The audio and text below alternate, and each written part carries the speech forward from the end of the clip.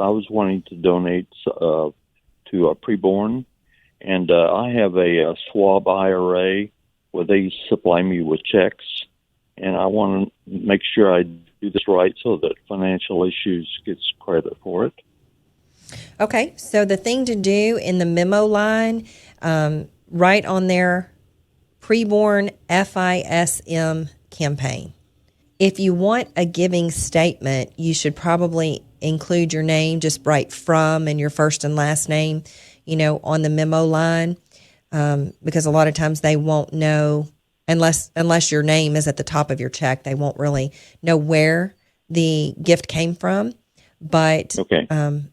Usually, if you're doing a qualified charitable distribution, you itemize your deductions. I mean, you don't itemize your deductions. You use the standard deduction on your taxes. Yes, I do. Okay. So a giving statement is not super important for you. What is super important is that you'll get some kind of document or some kind of letter from your brokerage firm saying that you made where you sent the money to.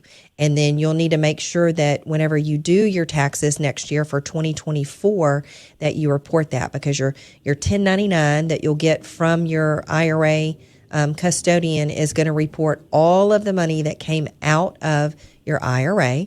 And you want it to, because you want the government to know if you had a required minimum distribution that you did meet that, so you don't get the penalty. But where you are going to look for that, if you do a 1040, is somewhere around line 4A and 4B. 4A will include the total amount of distributions that's found on your 1099, and then B will ask you how much of that distribution was taxable. So you want to make sure that you report that correctly so that you get the benefit of getting that tax-free, that money out tax-free.